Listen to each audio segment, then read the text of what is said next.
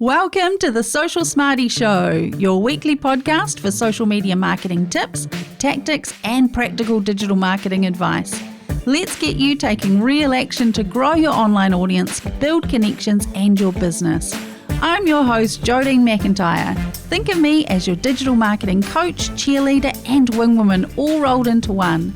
Grab some of my social media marketing know-how for free at socialsmarty.co/freebies.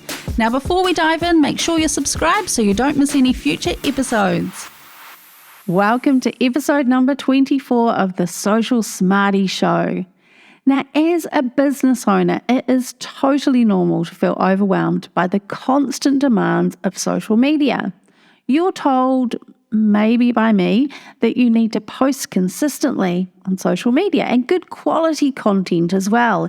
You need to have scroll-stopping visuals, captions that connect and tell a story. And then, of course, don't forget to finish with that call to action. And of course, I want you sharing your behind the scenes and stories. We need to nurture our audience and stories. And then, of course, we want to focus on video content because we know that performs better. TikToks and Reels are a must for brand awareness. Hey, when was the last time you went live? And what about paid ads? Are you running paid ads? Because I bet your competitors are running paid ads. It's a lot, isn't it? And it can really easily lead to what we call social media fatigue. That's that feeling you get when you're just exhausted or burnt out by being constantly tied to your phone and your social media platforms. Or maybe it might present as just a feeling of boredom. You're just bored by it all. Or you're frustrated or overwhelmed or stressed. The stress of constant information, constant notifications. You feel like you're being bombarded with notifications just non-stop. And forget about the content creation. All of those notifications are relentless. You have messages, comments to respond to, Facebook group conversations to join in on. Someone's tagged you again. You've got to go and find the comment or the question and answer it. And of course, we're comparing ourselves to our competitors. We all do it. It is totally normal. So it's no surprise at all that you'll find yourself maybe a little bit less motivated to use social media at times. In fact, I'd be really surprised if you didn't feel this way. Social media fatigue can also make it really hard for us to connect to others online.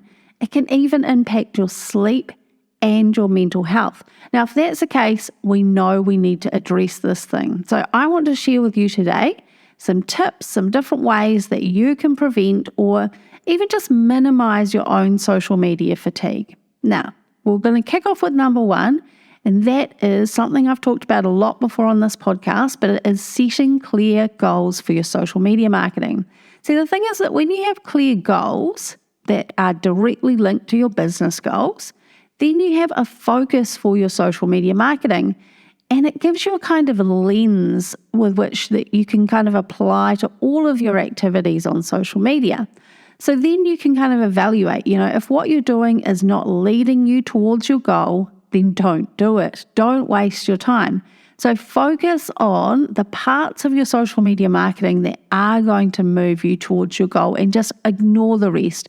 Ignore all of the noise and the stuff that doesn't matter. It's really, really going to help you. It's like giving you permission to say, nope, that's not leading me closer to my goal. I know what my goal is, so I'm not going to bother with that. Okay, on to number two. Again, another one I have talked about a lot, but that's around creating a schedule. So there's a couple of things here. So firstly, I want you to block out time in your calendar, whether that's every week or a couple of times a week or every fortnight. And that is your time to work on your social media marketing. Now, personally, I like to block out separate times for content creation and engagement. So sometimes I'm working on creating and scheduling my content. And then other times I'm working on my engagement. So I'm responding to comments, I'm responding to private messages, engaging with others, that sort of thing. But I think it's really important to block out that time in your calendar and keep that appointment with yourself. I know it is so easy to get tied up in other areas of your business, working in your business rather than on it. I totally get it. And when you don't stick to those schedules, that's when you find social media starts to kind of invade other areas of your business and it becomes really stressful. Either you just ignore it for ages and then you feel overwhelmed because it's been so long since you posted and it feels like this thing that's kind of hanging over your head. And then you jump online and you start to scroll instead of thinking about actually creating some content. And then you start comparing yourself to others. You look at your competitors who are showing up, a couple of times a week, and then you start to spiral into that sort of negative self-talk. But if you do keep that schedule with yourself, then you have that dedicated time to work on social media. That means outside of that, you can just do your best to ignore it. Put your phone away. On the weekends, you can even remove the apps from your phone because you know that you've got that time in your diary next week to focus on your social media marketing. Right, that leads me nicely into recommendation number 3, which is using a social media tool. Now, there's 2 tools that I use consistently in my business. Number 1 is Meta's Business Suite, and number 2 is Publer. Now, let's start with Meta's Business Suite. So this is really, really good if you are focused just on Facebook and Instagram. Now, the 2 things that it's really good for is number 1, scheduling your content.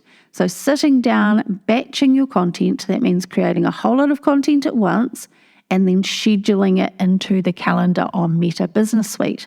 Now, the other thing that's really good about Business Suite is that it can consolidate all of our comments, private messages, DMs, our tags, our mentions, all into one sort of universal inbox. So we can see all of that noise in one place. We can respond to it in one go. So we've got that time set aside in our calendar. We sit down, we do all of that, and then we get on with our day. Now, the other tool I love is Publer.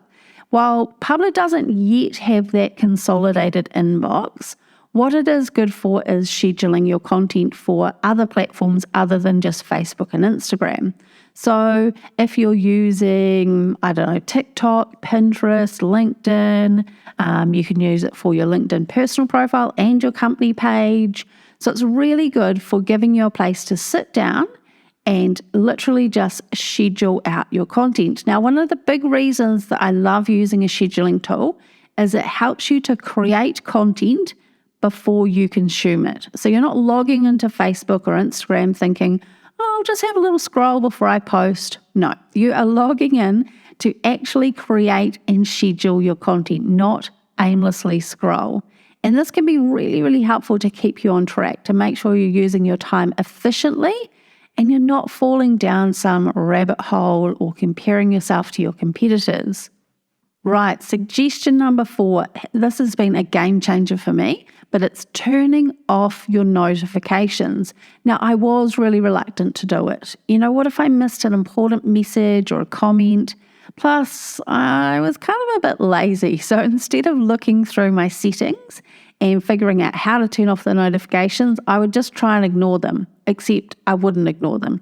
Every ping, every vibrate, I needed to know who it was, what they were talking about. And that right there is at the heart of what makes social media so addictive.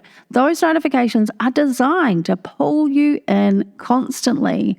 You get that little dopamine hit because someone has liked your post or they have commented on your post, and then that creates a positive feedback loop. So it just keeps you coming back for more and more of that dopamine. So switch off your notifications and take control of when you access social media. Refer back to suggestion number 3, or was it number 2, where I suggest putting some time in your calendar. That is when you're going to access your business social media. Now, I've turned off notifications for business and personal, and again, it has just been life-changing for me.